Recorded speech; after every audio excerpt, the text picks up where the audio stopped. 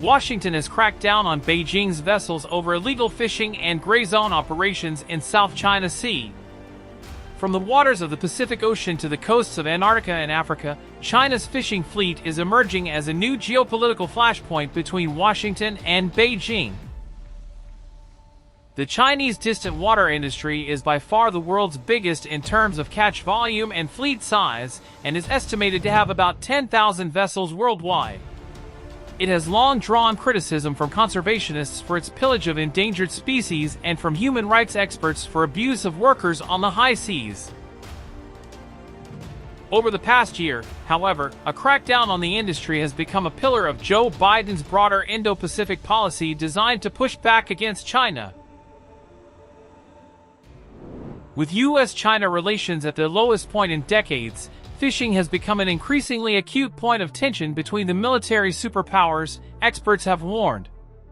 Elizabeth Freund-LaRouze, a China expert at the Pacific Forum, a U.S. foreign policy research institute, said Washington had determined that illegal, unreported, and unregulated IUU fishing by Chinese boats was a national security concern. The fleet was depleting fish stocks worldwide and depriving coastal communities of critical food sources, she said. But even more troubling to Washington, LaRouze added, was the dual use of China's fishing vessels for both commercial operations and as a maritime militia that allegedly supports China's Navy, Coast Guard, and maritime police. Beijing, which backs the industry with generous subsidies, has mostly rejected such claims. The Chinese Foreign Ministry told the Financial Times that China was a responsible country in distant water fisheries and had a zero-tolerance attitude towards illegal fishing. It said claims of environmental and labor abuses were not factual, and added that descriptions of the militia came from ulterior motives on the part of the U.S. The Foreign Ministry also alleged in March that U.S. fishing vessels often practiced illegal fishing on the high seas and in waters under the jurisdiction of other countries. We call on the U.S. side to do its own part on the issue of distant water fisheries first, rather than act as judge or police to criticize other countries' normal fishing activities and politicize issues that are about fisheries in the name of environmental protection and human rights, said ministry spokesperson Wang Wenbin. Those comments came after Biden instructed U.S. government agencies to step up efforts to combat China's illegal fishing and labor abuses.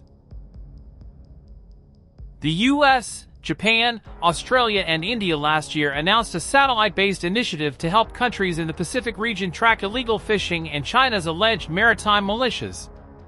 The U.S. imposed financial sanctions on two big Chinese fishing companies in December. The U.S. Coast Guard is also working with Pacific Island nations to police the industry.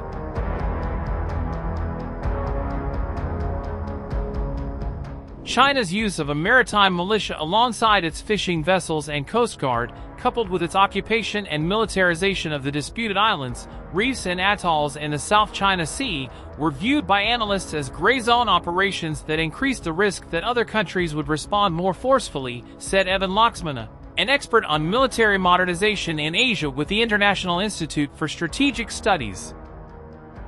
Laxmana warned that the expansive Chinese fleet raised the chances of a nightmare scenario in which nations' navies and coast guards clashed at sea. Does that mean it is armed conflict between two states? China's fishing fleet also faces a series of fresh allegations of labor and environmental abuses from NGOs. Key areas of concern include the Pacific Ocean, the 5,500 kilometers coastline of West Africa, and the waters around the Antarctic Peninsula. While Taiwan and South Korea, among others, have faced similar allegations of environmental and labor abuses, the sheer size of the Chinese fleet means it presents as a more systemic problem. In one example, the UK-based Environmental Justice Foundation has raised concerns over the operations aboard the Run to 5, a privately owned Chinese vessel, which was at sea for 565 consecutive days after leaving Busan, South Korea, in August 2021.